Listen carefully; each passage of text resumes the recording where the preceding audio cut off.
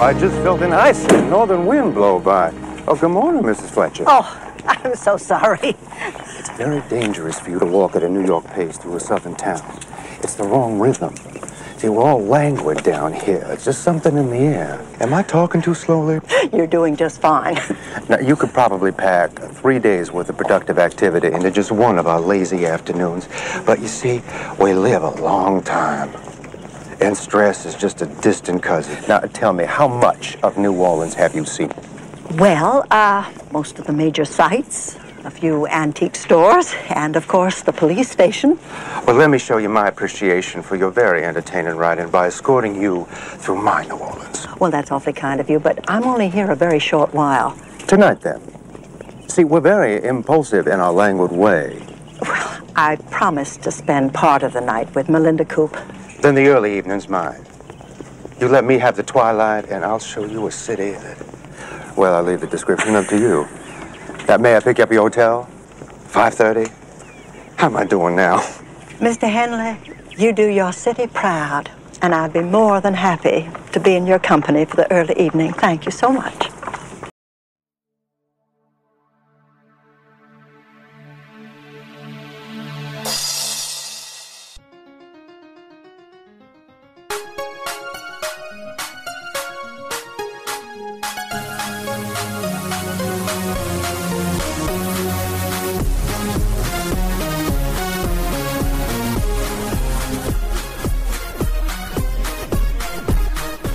Hello, ladies and gentlemen. Welcome to episode 93 of the Cabot Cove Confab Podcast. This is Sean.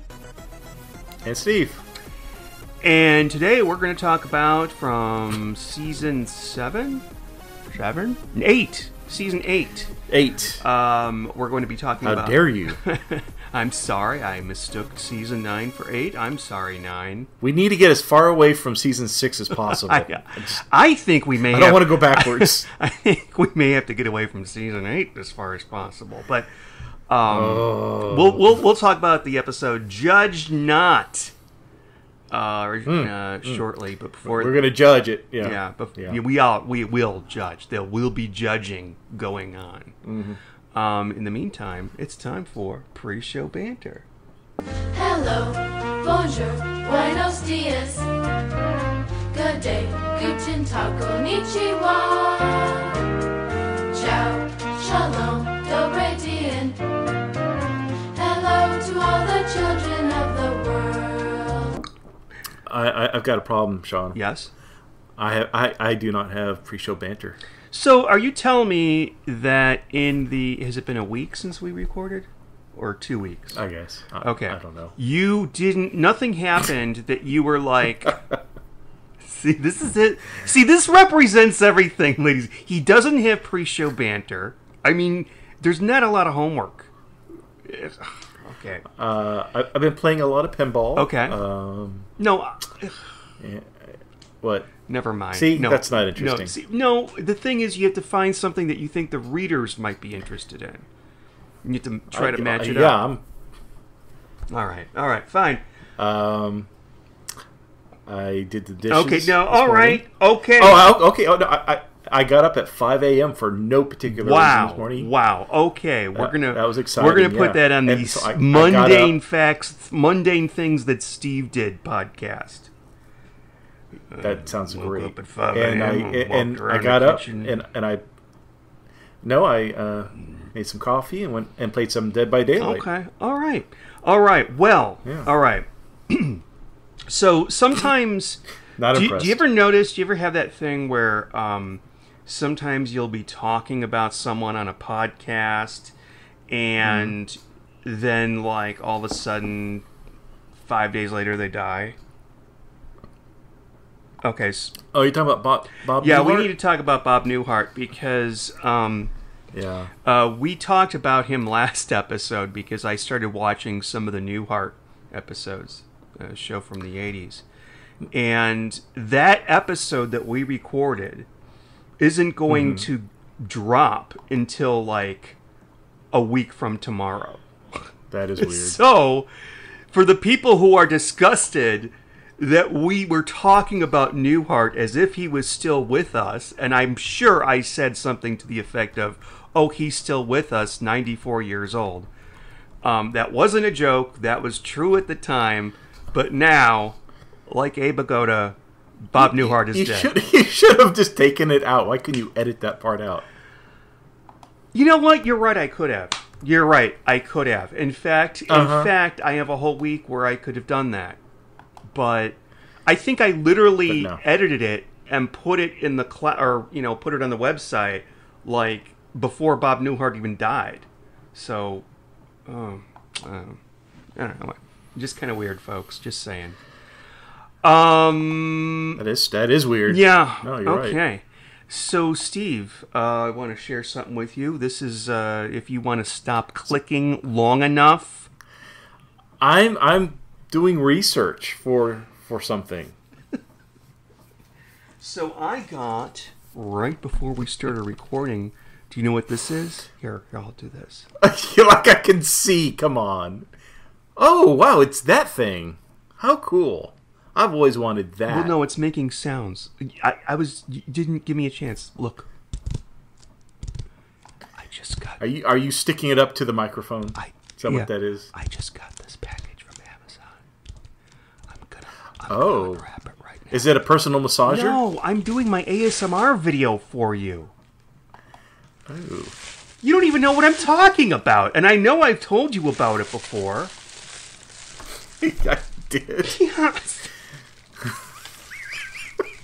It's like I shouldn't. I have. You know what? I'm giving it up.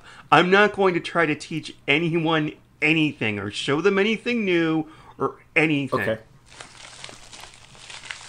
It's a book from Jim Harold. No, it's not. That he personally signed. That was weeks ago. This is a Blu-ray of Columbo: The Return.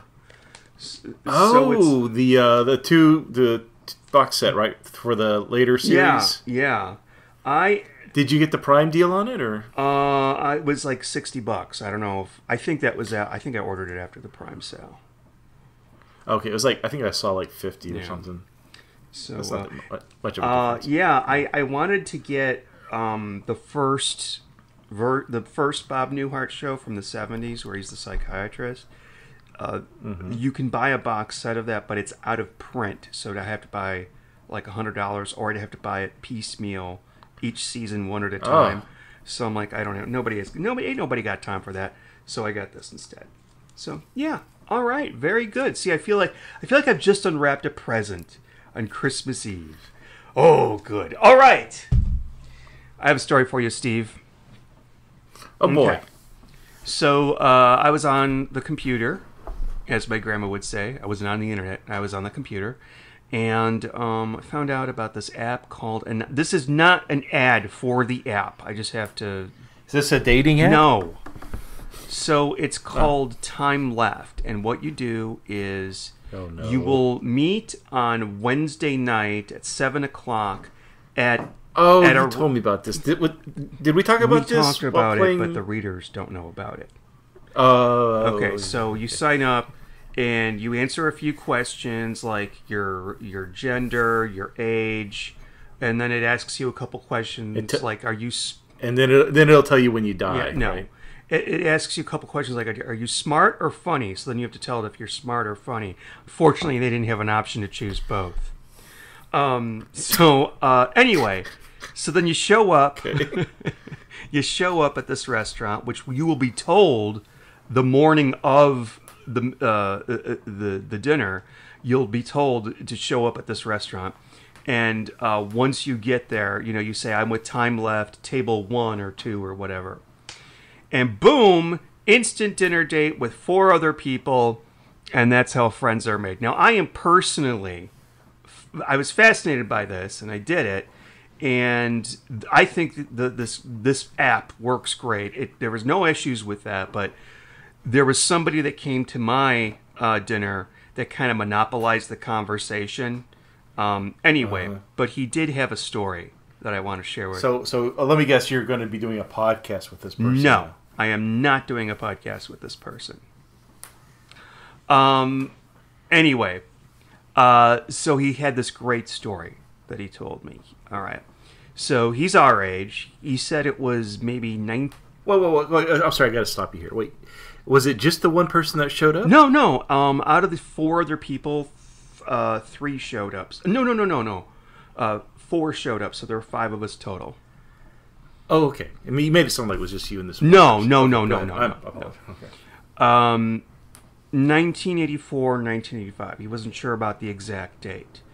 And after I heard this story, I was wowed out by it, but now I have my suspicions. Anyway, so he said he was on vacation with his parents, and they stayed at a bed and breakfast or a hotel in Mendocino, California. And it was after they were checked in that they learned that it was the same. It was basically Jessica Fletcher's house from Murder, She Wrote. Okay. Get the F out. No. And actually, this place still does exist in Mendocino, California. Okay. So, in fact, they went out to go eat dinner, lunch, I don't know what, at a local diner. And at the other table, Did they have New England clam chowder? Go on. I'm sorry. you know, one of the great things about storytelling is being able to have momentum to get to the climax of the story. And there's so many things could ruin that momentum. This app would be no good for me while you're telling the story. People who don't tell stories wouldn't appreciate that. Anyway, I just want to make sure. What are you doing? What are you doing? Laps around the room? I'm standing. Yes. What's wrong with that? My back gets sore. I have to stand. That's why I have a backrest here, because mine will get sore too.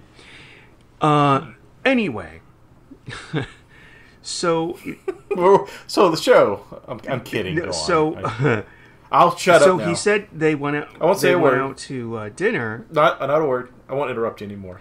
They went out to dinner, and over at the other table were Angela Lansbury and Tom Bosley. I don't know if they were two of them alone or if they were with a bunch of people. Okay, and I'm like, oh wow, really? Wow, but he said we didn't know. Like, they weren't famous. I mean, Tom Bosley played Mr. Cunningham, but you know, unless you were like a theater person, you wouldn't know, or an old movie person, you wouldn't really know who Angela Lansbury was. And it took me about 2 days of thinking about this story and thinking that there's something about this story that I did it with the dates and everything. And do you see the clue in the story? Can you call bullshit on this story? Because it was the year. Well, right? He said 84, 85. But who would remember the exact year? And he told me the year because he knew it was the same year that Murder, She Wrote started. So it wasn't that. So my thing is, if he was there in Mendocino, California, why would Angela Lansbury and Tom Bosley be eating there when they don't film anything in front of the house? No, they've had a couple of scenes like where she's pulling weeds from her garden or something like that. Yeah, we had one a couple episodes ago with what's his name? The kid, the one with the kid with the shoe. Oh yeah, Jonathan Brandis, however. You know what? I think you're right. It just seems to me like a weird story. And also, they could be in Mendocino because I think they've used that as exteriors for like shops and stuff. I'm sorry. I just gotta. All right. Thank you for your input on that, Steve. That was very helpful. Oh well, no. You wanted me to be quiet so you could. No, so but I was asking you a question. I was inviting your questions. Very inviting. I answered. I said they could have done exterior shots. I don't know. Okay. All right. Thank you for your help, Steve. All right, shall we now? Now you're mad at me. I can't do anything right. Oh my god. I talk too much, I interrupt, and then I'm not engaging enough. Okay. Shall we now talk about Judge Not, lest ye be judged? I guess so. Okay. We have to. I've committed a crime, Steve. Another? Yeah. I Killed did something. Killed a homeless No, man? Or no, what? no. No? Okay. Not again. I did something that I bitch at you for, and sometimes when I'm done watching a Murder She Wrote episode for the program here, and sometimes I get a little desperate. I feel like I just need more, so I will go to the disc and the menu, and I'll be like, okay, I gotta watch one more. It's I doubt that we'll be talking about it anytime soon on the Cabot Cove Confab podcast.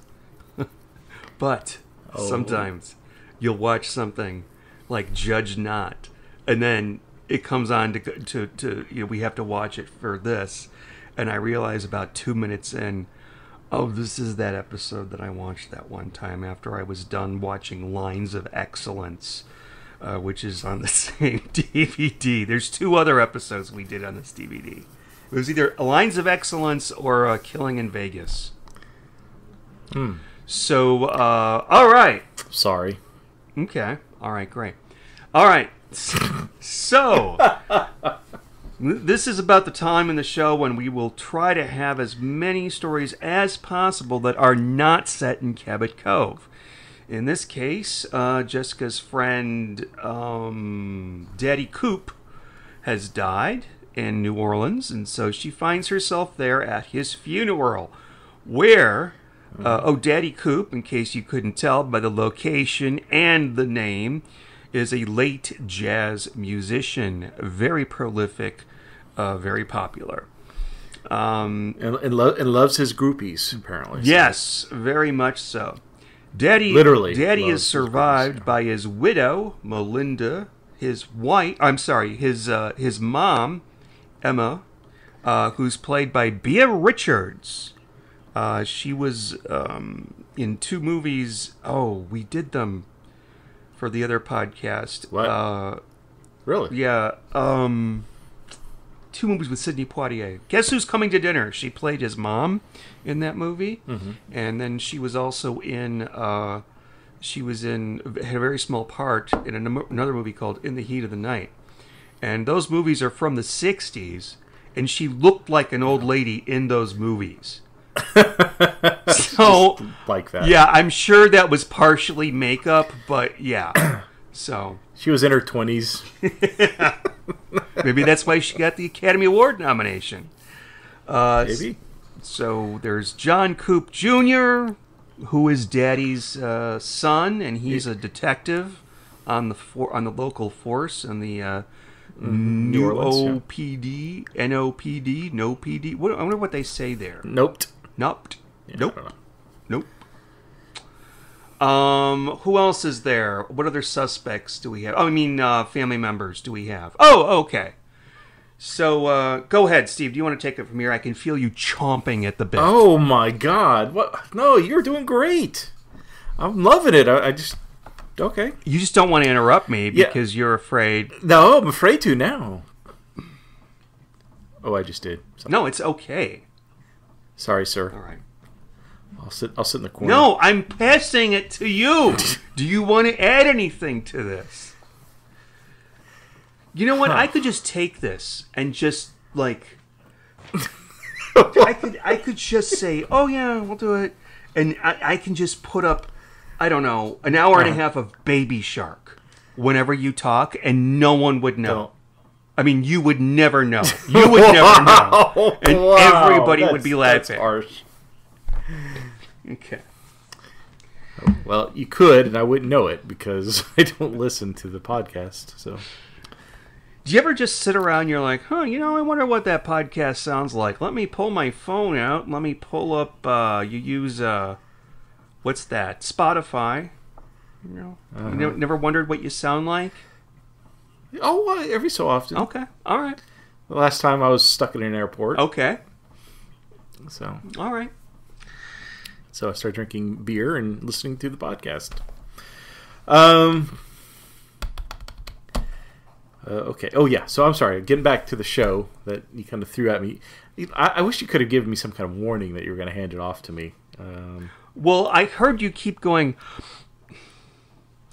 like you wanted to speak, and so I'm like, okay, I'll shut up now. You did not. I didn't say that out loud, no, but I was like, okay, I better No. get it to him. He's anxious. Oh, okay. Okay, so yeah, Daddy Coop is dead. Mama Coop and Coop Jr. are at the funeral, and Grandma Coop. Mm-hmm. I like referring to them as that instead of their names, instead of Emma or So it is like Melinda Baby Shark. or John. yeah. Grandma Coop, Coop, Coop, Coop, Coop, Coop, Coop, Do, Coop, do, Coop, do, Coop. do, do, do. I gotta make it. So everybody at the funeral is upset that Daddy Coop is passed on. Did they mention what he died of? Was it just I'm assuming it's a bad ticker? I feel or- like they did, but I don't recall. All we know, I think they had to, because otherwise we might think he was murdered, because we're watching a program called Murder, She Wrote. Right. He's probably just passed from the STDs that he got. And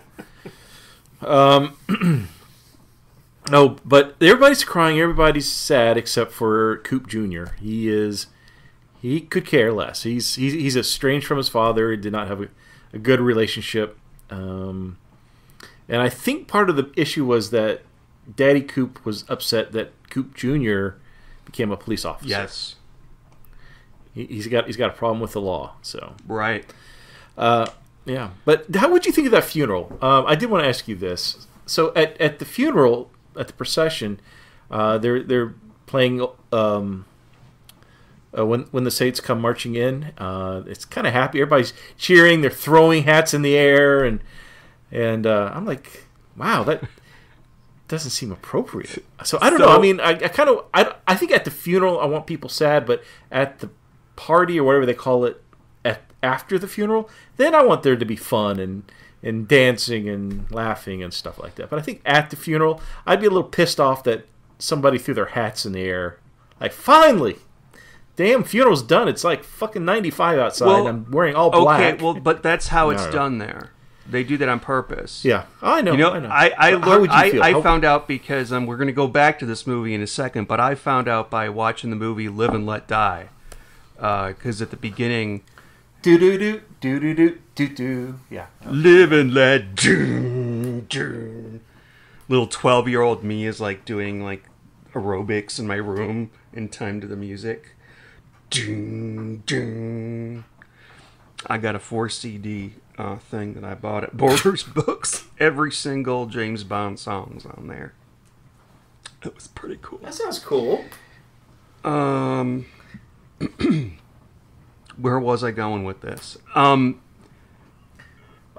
were talking about, would you like a happy funeral for yourself, or would you want a more depressing, people crying? Well, if I died now, I think I would have to insist that it be sad, because no one thinks I'm going to die, and I'm young, so it would be very sad. I would be very upset. But if I was dying and I could plan my own funeral, I would do what my grandmother did, which is have a big party serving only the food that I like.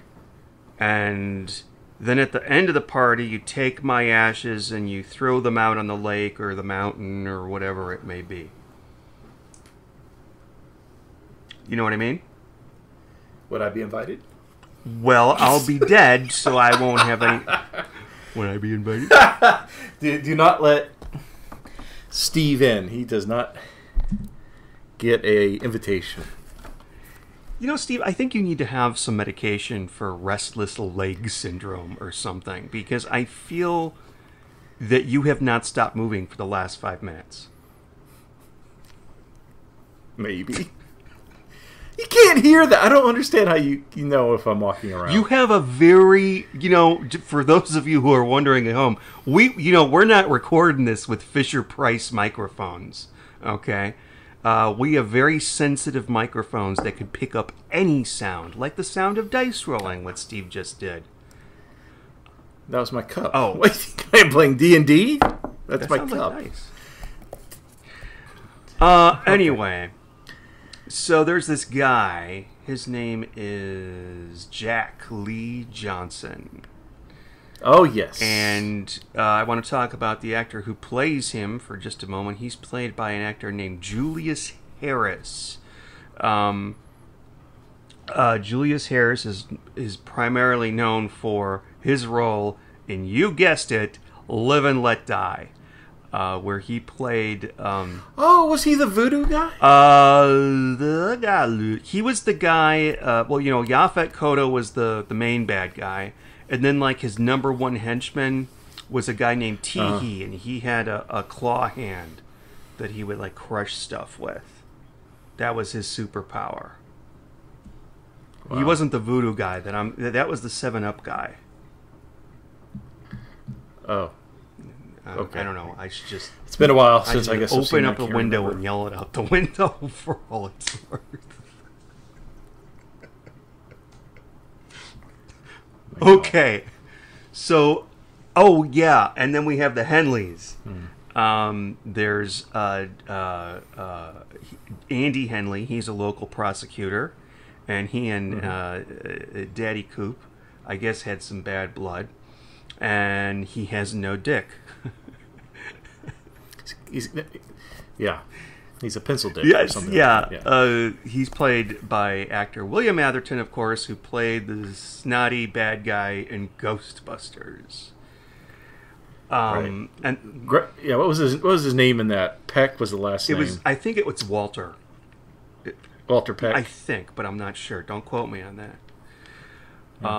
And then his father, Judge Henley. All right, I can take a breath now. Well, one of the things I liked this character quite a bit was Grandma Coop, because at the beginning she seems like she might be psychic, because they even played into it a little, because she says, "Oh, storms are a brewing," and Jessica's like, "What are you talking about? There's not a cloud in the sky," and then she says something like, "There's a great." Something. What'd she say? It was another thing, like something is a great harbinger, or a great something or another's coming, and Jessica's like, "Ooh, that's spooky." Do you think they used that line in the commercial? Like, and they try to make it look they sensitive? did. Yeah, I'm pretty sure. And at one point, there's thunderstorm rolls in, and she goes, and Emma was right. How did she know it was going to rain?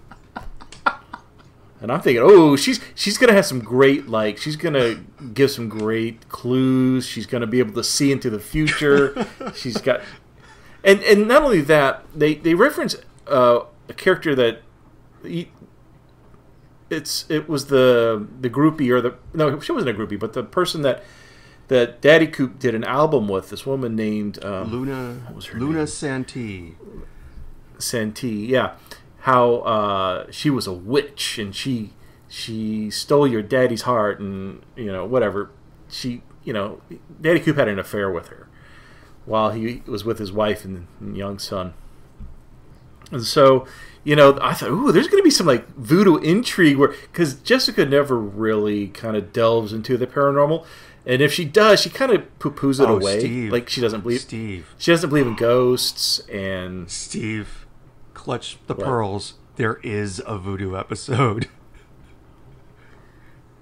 oh well, I'm looking forward to Okay. it. I don't know why they brought this up, because they really didn't utilize it that much, and maybe because I was watching too much Kolchak. I don't know. Maybe I'm expecting vampires and voodoo dolls and werewolves and stuff. I don't know. But I like that they were going in that direction at some point in the story, Okay. because she was like an old woman. She's probably probably from Haiti or something like that, and has some like chicken bones in her pockets. I don't know. Okay. Yeah. Well, they do have that in other episodes, there are psychics, there is voodoo, and I think there's even a ghost or two. But don't be... I don't know. We already did a ghost episode, and it wasn't all that. The Irish ghosts. Nan's ghost. Yeah, I remember. Nan's ghost, yeah. That would be All right. Yeah. So we find out that Jack Lee, the guy that you referenced from Bond, he is a club owner. He owns the Possum Lounge. Sounds fun. But he invites the Melinda, the mother, and JB to come by and take a look at some mementos. He's got photos. He's got old instruments that Daddy Coop played.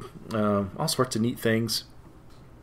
But when they arrive later that night during the thunderstorm, we finally get our murder. It's Jack Lee. He's been killed. He's been strangled to death. Yes, and a primary... Well, actually, I'm just going to say the primary clue. Sorry, I should... The only clue is that there's a impression of some sort of square object, very small, on his neck, Right. as if something was pressed into his flesh, although he was strangled. So, yeah. Yeah, they suspect. I think the cops suspect, or maybe it was the family members thinking it was a rope that had a knot in it or something Yeah. like that. But that doesn't make sense since the square was perfectly... Sorry, Steve. Hold on. Square. Hold on, Steve. I have to pick up my watch. I've lost a whole bunch of weight, and my watch fell off my hand there. Sorry about that. So now the fact that I left that in editing means for the readers that might be important later on. Well, there's a problem. Just before the scene where they go to Jack Lee's club, is we're actually introduced to Andy Henley, the prosecutor, played by the evil guy in Ghostbusters. Actually, he's evil in this. I think that's all he can play are evil people. But he's across the room talking to some rando, and when Jessica, Jack Lee, and Melinda are talking about coming by later that night, Andy hears that across a busy room and beelines it straight over to where Jessica's standing to listen in and introduce himself. And at that very moment, Sean, at that very moment before there was even a killing, before there was a murder, I knew he was going to be the murderer. Automatic. And they did a really horrible job hiding Andy Henley as the killer. And what you were just referencing reminded me of it because he had just recently lost some weight. And so his watch was moving around, and he has a ring that he inherited from his father, a garnet ring that's perfectly squared, and it keeps turning on his finger. There's another scene. I mean, I'm just going to spell it out for him being the killer. Might as well. It's okay. There's a scene where the family, Coop Jr. at the police department, or at his office phone, and even the mother, Melinda, have been getting these prank calls, and it's somebody says, "You have what I want, give it to me," and they're using kind of like a thing to help cover the voice to make it sound a little deeper, and I could tell already the same inflections of words. It was Andy Henley. It sounded just like his voice, just a little deeper, a little more mechanical. But it was so obviously him. And I'm like, this is ridiculous. I just couldn't believe how. Not even trying. No one's dead yet. And we know he's going to be the guy. Because he's the one. It's so stupid. So, anyways, I'm sorry. Yeah, that's what happens. I think that's pretty much it. You just pretty much nailed it on the head. It's him. And, I mean, I did think... Well, actually, no, I knew it was him the whole time. But I do want to point out also that he asks Jessica on an impromptu date. And he takes her out to, like, the Henley Colonial Home. And... Oh, the plantation, yes. And the crowd... The Henley home, also called the Henley Plantation. Well, geez, you might want to change the name and keep it, So, the crowning moment of his tour of the house is when he reveals there's a secret room. And no, wait, it's not just a secret room, because I don't know if you noticed the pillows, like there were heart-shaped pillows. Oh, yeah. And it had lace and frilly stuff. That wasn't just a secret room, Sean. That was a secret room. Oh, yeah. And he took Jessica to that room.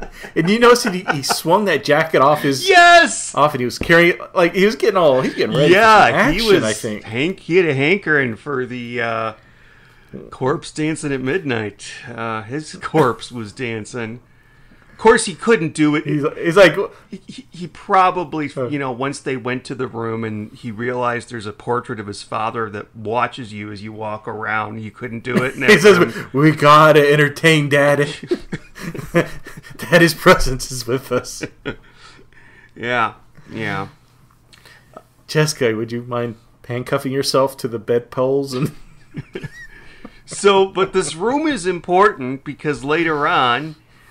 when Jessica and John Jr. are looking through some old things of Coop's, they find a colored drawing of who appears to be Luna Santee in a compromising position on that very bed.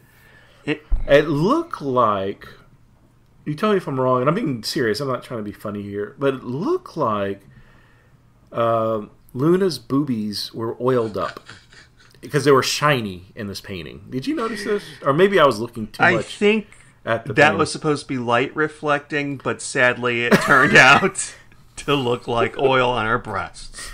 That's yes, what I it was think. very shiny. Very shiny.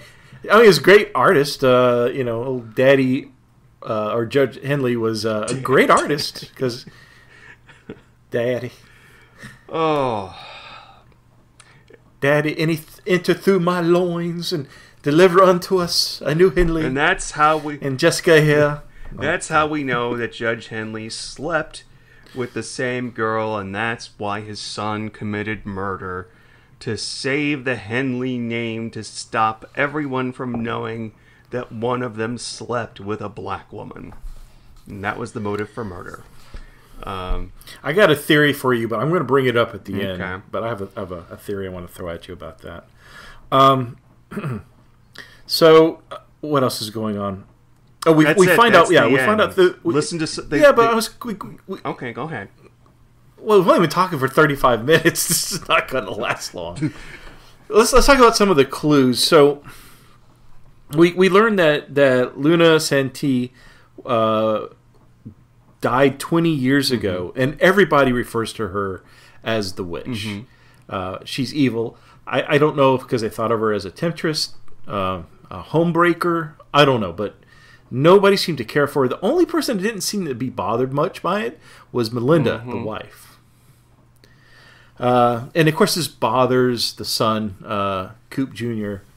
And during this whole thing, he's trying to figure out who's prank calling and what are they looking for. So he decides, instead of telling the police force or his boss, the lieutenant, I forgot who, Lieutenant Forret, about it, he's keeping it all to himself. He's not wanting any help, so he follows this guy to the cemetery, ends up getting shot. Still won't say anything. The lieutenant says, well, if you're not going to tell me what happened, I'm putting you on suspension. I need your gun and your badge. And he won't even tell. He's fine with that. He's just, his whole future's being destroyed, and it's all because of this horrible relationship with his dad. And how does he show us that he's frustrated when he leaves the room? He grabs some papers and throws them up in the air. Oh, yeah, that would piss me off. So he's walking out of the police office, and there's these two cops in uniform. They're working at their desks, probably on some big murder case, because they imply that there's a lot of homicides going on. It is the homicide office. And he picks up all their papers, like 30 pages of this report, and throws it in the air and just goes everywhere. Now, those guys sitting at the desk are like, he's having a bad day. I would turn around and go, motherfucker, what the hell's wrong with you? You picked that up. I don't know. That's just it's not a Scorsese movie, so, what are you going to do? Yeah. Wait, what? Go Coop ahead. he's just pissed off at the Yeah, world. go ahead. What else, Ricky? And all of these storylines, by the way, go nowhere. I think what's her name, Melinda. She has a big monologue about, the episode is called Judge Not, so she has a monologue about judgment and the sins of others. Blah blah blah blah blah. There's another character. I wrote his name. Oh, Gene. His name is Gene, the dancing machine. Poor Gene. I wasn't real sure who he was. I guess he was just a family friend, but I didn't know if he was Grandma Coop's, love interest. Like I didn't understand what was his. I thought, is he like their butler? Wait, they're not that rich. Why would they have? I don't know who this guy Gene was. He hangs out in the house at night though and makes lemonade. So I don't know. Did you know this episode had one of the worst cuts I felt, or commercial cuts, I think, in the history of Murder, She Wrote, really? for me at this point? It was the scene where Melinda and Jessica are at Jack Lee's looking at all the mementos and stuff, I guess looking for clues or something. And they hear somebody. And Jessica's like, is somebody else here with us? And Melinda's like, no, we're the only two here. And the lights turn out, and then all of a sudden the automatic piano starts to play. It's real spooky, like, oh, maybe there's an evil spirit. and so both Jessica and Melinda look at each other, and then it cuts to commercial. Well, being on DVD, it comes right back, and they're at the police station. Jessica's at the police station talking to Coop Jr.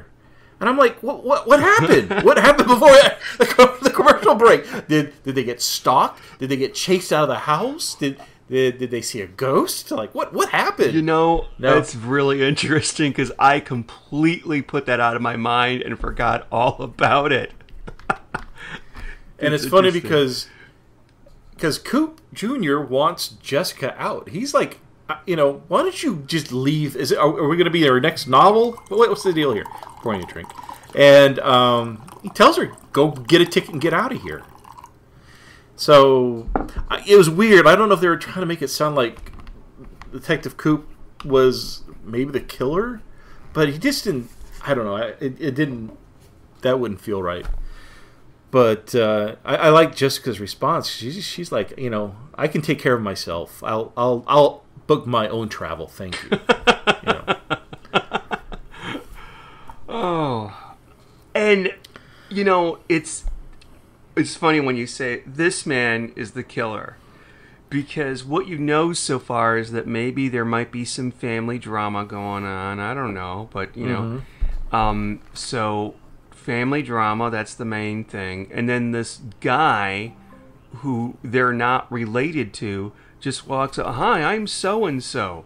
And the fact that he's got nothing to do with the plot other than that weird moment when he takes Jessica out on a little date so she can see one of the vital clues when he's giving her a tour of the plantation. So it's just so obvious who the killer is supposed to be. I mean, it just screams itself at you. And I do want to mention, I'm kind of mentioning it. The soundtrack, can we talk about that for just a second? I don't even remember the sound. Okay, go on. What? So we have an episode about a party, or a family of jazz musicians. It's set in New Orleans. Why don't we have some jazzy sounds in the soundtrack? Okay. Oh, sure. Yeah. Instead, they have this like Miami Vice kind of synthy, kind of sexy saxophone, Yes. And it was so bad, and it was so mismatched. I mean, I've never heard music like that before in Murder, She Wrote. So yeah. I'm sorry. And there's some other jazz episodes too, and I'm trying to remember the one we watched already. I think it was Murder with a Jazz Beat, or Murder at a Jazz Beat. Okay. Something like that. And that one, what season? I'm looking it up now. What season was that? That was... I'll bet you. Season 1. It was early on. Okay, yeah, that was a good one. Mm-hmm. And it seems like there's another one we haven't seen yet. The Big Easy Murder. No, we haven't seen that one. And that's season 12. Oh boy. Okay, so we got another New Orleans one coming up. Oh, that's season 12. Boy. Oh. Like, why couldn't they have like a returning character from that season 1 episode? I don't know. Because everybody was busy. I have no idea. I know. I just. Anyways, okay. What else Okay, so they find the painting, the sensuous, seductive, nude painting. Well, she's not nude, but oiled up for sure. Painting of Luna Santee, and that's when Andy Henley shows up, and he kind of explains that he's the one that killed her because I don't know why he's explaining everything. Like, I feel like he kind of were we out of time? We had to wrap the story up. But I would have kind of played it off or something. But he was going to burn the building down where the painting was hidden, and I guess killed Jessica and Coop Jr. in the process because they would be witnesses. Okay. So, but his judge or the father comes in time and with a bunch of police, and they arrest him. And all he was doing was because, Santine had left the judge, and he came there begging for her to return because his dad was so depressed about it, and she just laughed at him, so he killed her, and that's where that went. Anything we should add to this, or is that? I think that's pretty much it. That is, Okay. that is a really complicated motive for such a simple story. You know what I mean? Yeah. So let me tell you my theory. I wonder. I feel like even when Andy was telling us how he killed Santine, Luna Santine, and everything, like, he wasn't quite telling the full truth. I feel like he was leaving important things out, purposely lying, kind of like what he had done with Jessica throughout the episode. My theory is that Luna Santine was his real birth mother. And because there's a line earlier in the episode when Andy is showing Jessica the secret room, and Jessica makes mention of the self-portrait of the judge. She says, "Oh, he looks so sad." And he goes, "Yeah, he must have painted that around the time my mother died." And I feel like maybe he was the love child of that relationship, and he was embarrassed as well that she was his mother, and he wanted to erase that. I really like that motive, and you know what? I have a theory, because of the way the story is, that maybe that was the original motive in the script, but the script was not intended to be a Murder, She Wrote script. Should I just save all this for the review? No, do it now. We're here. This could have been like a script for Matlock or something like that, or hell, it could have, but eventually it just got picked up by the Murder, She Wrote crew, I think. I may be completely wrong on that, and I didn't even look up to see who was credited as writing it, because we could look at what else they've written, but that's out there. All right. Well, you want to review it? I feel like this is the fastest episode we've done. Well, it's ever. because it's a bad episode. It's boring. Oh, wow. There's nothing. All right, Sean. I'm going to give you a number. We didn't go off on any bunny trails or any tangents. Yeah. Okay, what is the number? It's exciting stuff. All right, so we're going to rate this 1 out of 94. 94 is the age of Grandma Coop. Oh, okay. It's also the age of Bob Newhart when he died the other day. Was it? No. Was it really? That was how old he was? You're full. Yeah, no, I don't believe you. But, okay. Let's see. 94. Let's see. I'm going to give this is one of the worst episodes. He sure was. Oh my god, that is funny. That's another not. That wasn't intentional at all. That is too much of a coincidence to be a coincidence, as somebody says. Okay. Yes. Fortunately, know who you're talking about. Okay. So 94. You know what? When we get together again, you know what episode it will be? Episode 94. Really? Yeah. This is episode 93. Episode 94 is next. No, I have this. Oh, you're right. Ooh. But it's not. See, if Interesting. this was episode 94, then I'd have to put in like, I don't know, like some sort of like fucked up like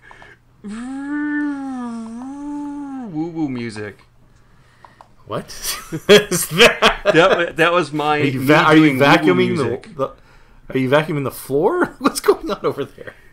There used to be a meme where it was somebody shows a cat something, and the cat like flinches back and his eyes get all wide, and then they play the Doctor Who music, and then he's going down like the tunnel around his head. Anyway, okay, play that. I hate this. This is one of the worst episodes we've ever watched. Wow. There's bad, like, oh my gosh, this doesn't make any sense, but I can laugh at it because of blah blah blah, whatever. That doesn't even have this. Like, there's nothing I can make fun of this for. There's nothing that like was bad that they did badly that makes me want to laugh.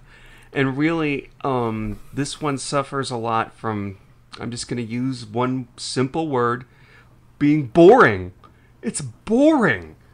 You start to realize, I mean, I shouldn't be looking at my watch for a 45-minute television episode.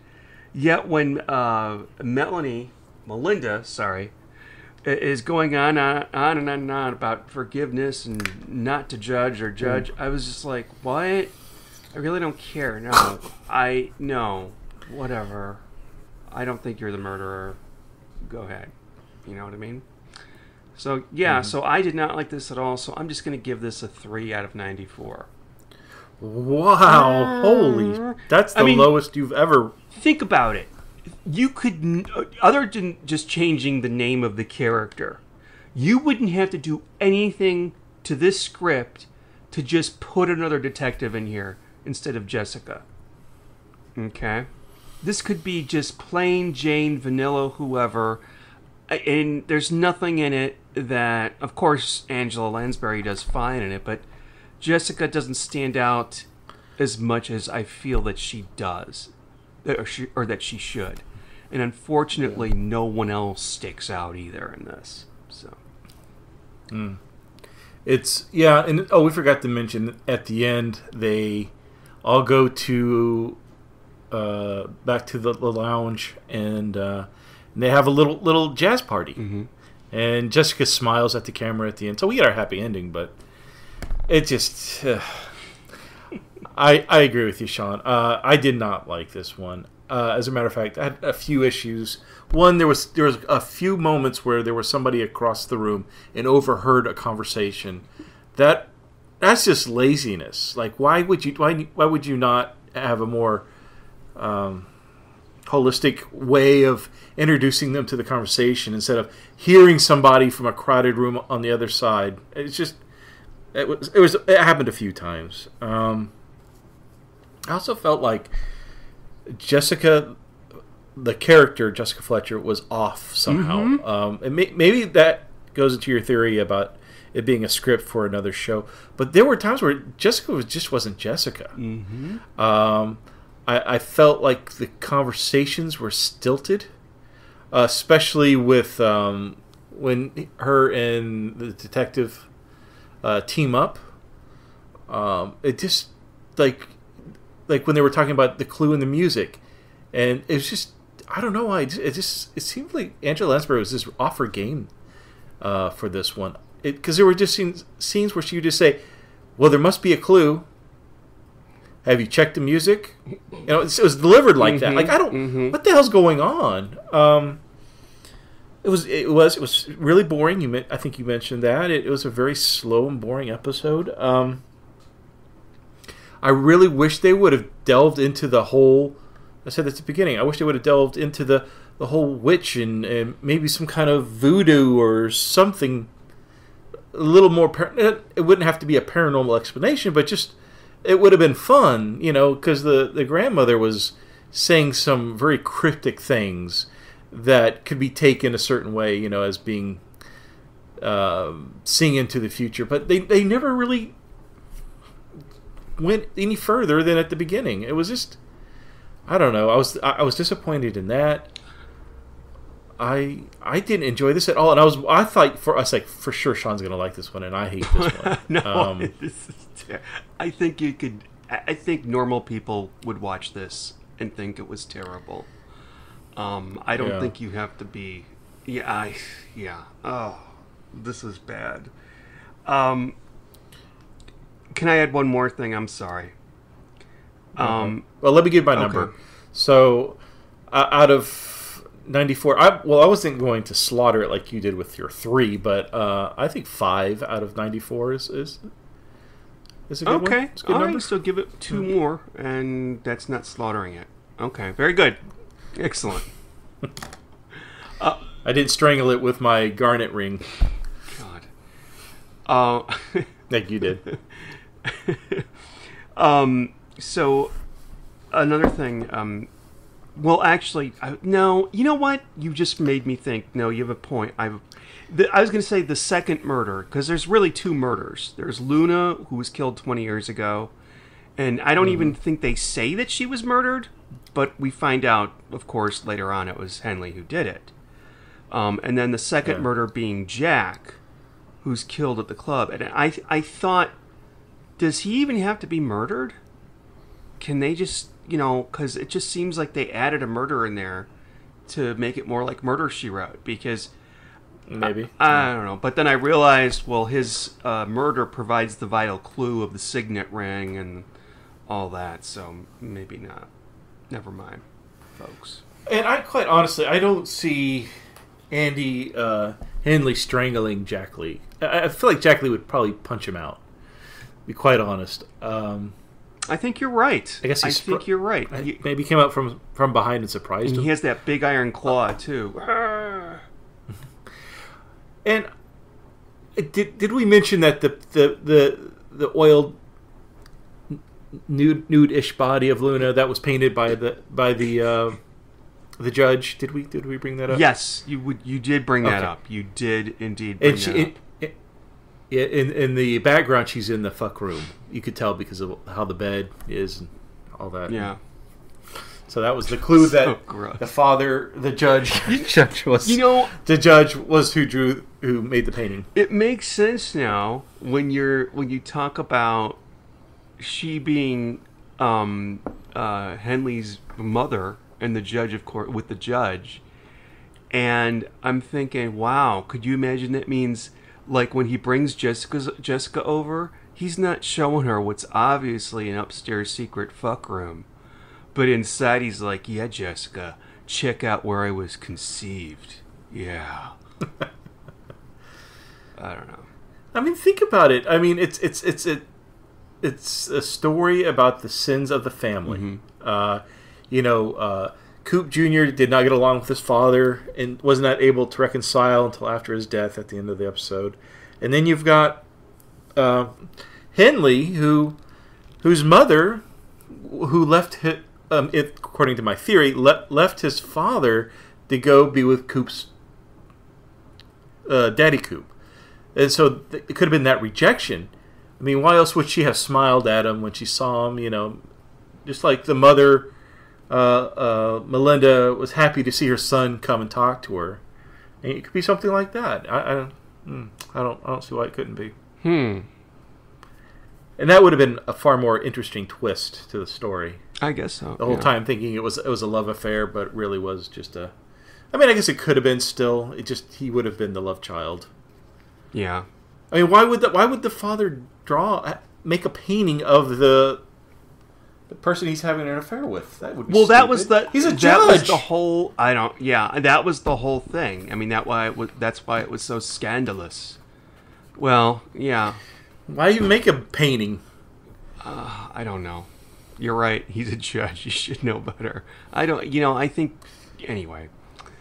I don't think he was Because there's a scene where he's not at the funeral for Daddy Coop, but he's back home drinking a cocktail. It looks like what's that cocktail with the mint in it? Mint julep. Mint julep. Looks like he's drinking a mint julep and he's sad about it. Like, I don't know. Like he's not happy that he died, but he's sad. He's remembering something that brings him great sadness, which would remind him of his lover, Luna. It's interesting because at that moment I thought, I bet you he's the one who gets killed because they've got that, you know, the evil person's always watching something on television, sipping a drink late at night. You think you're going to get away with this, do you?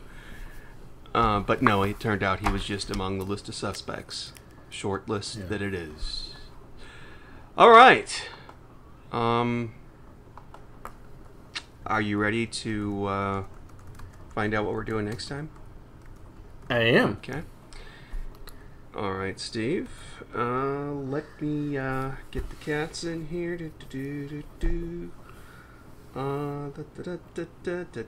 Feel free to pick up the reins anytime here, Steve. Sometimes. Oh, I'm sorry. I was watching the cats. Oh, okay. I was All right. fascinated by the cats. Well, there's. Yeah, I don't know if you knew this while you heard the cats in. On Pluto TV, they have a channel that's playing Murder, She Wrote nonstop. Really? Yeah. So I'll jump in. Sometimes it's in the middle of an episode. Like if I get 5 minutes, I'm like, oh, okay, let's just see what Jessica's up to. It's kind of neat. I have no idea what stories they are. And it's just, like I said, I watched it one time on Pluto when I was on vacation. When they were playing season 6, the last episode, which is a terrible, horrible episode, and I had to double check just to make sure that this was the Murder, She Wrote channel, because, anyway. See, why can't Pluto put together a murder mystery channel? You would have your Columbo, your Murder, She Wrote. What other shows could you throw on there? I mean, there are tons. Heart to Heart. There are so many shows that they could just put on. It'd just be a constant stream of those kind of programs. That'd be so fun. I mean, BBC America is, during the day, the Star Trek The Next Generation channel. I mean, if they can do that, I don't know. Well, we should write to them. Sure. Get on that right away. All right. Are the cats ready? The cats are ready. While your Gulping. gums were flapping away, the cats finished their job. Okay. Roll it. All right. Okay. In season 9, a lot of episodes have very generic, seemingly ominous names. This is one of those. So let's see if you can guess. I'm not even going to look at it myself. It's called The Classic Murder.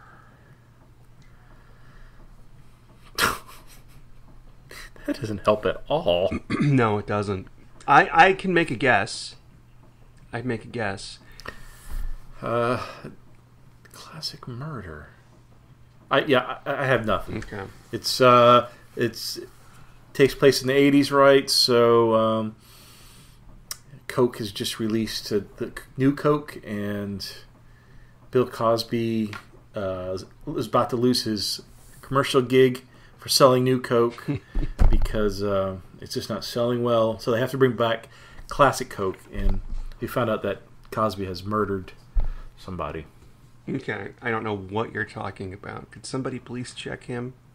Don't you remember back when New Coke came out?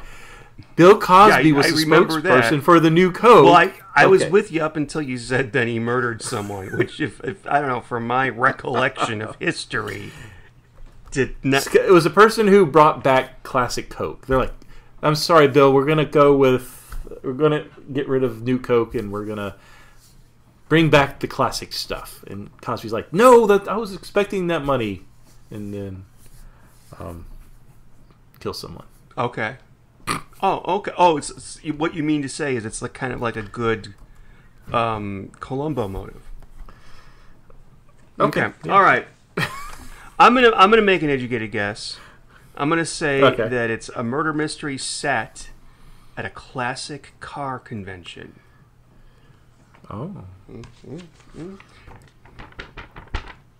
All right. Survey says Nope, you're wrong. when a tycoon disappears, a psychic declares that he has been murdered and then is found dead herself. Why is it called the classic murder? I don't know. I'm looking at the actors in it. I don't recognize anybody. Please tell me you recognize Angela Lansbury and she's in this. Well, obviously. Okay. Is this in New York? I have no idea. All right. Well, you know what, Steve? We have to say goodnight to the readers. So, All say right. goodnight, Steve. Yeah. Good night, everyone. All right. Good night.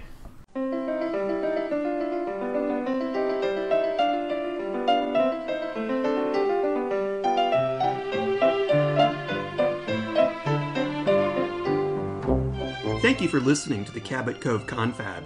If you've enjoyed it, please leave us a favorable review on Apple Podcasts. Also, feel free to reach out to us on Twitter at Cabot Cove Confab or email us at cabotcoveconfab@gmail.com.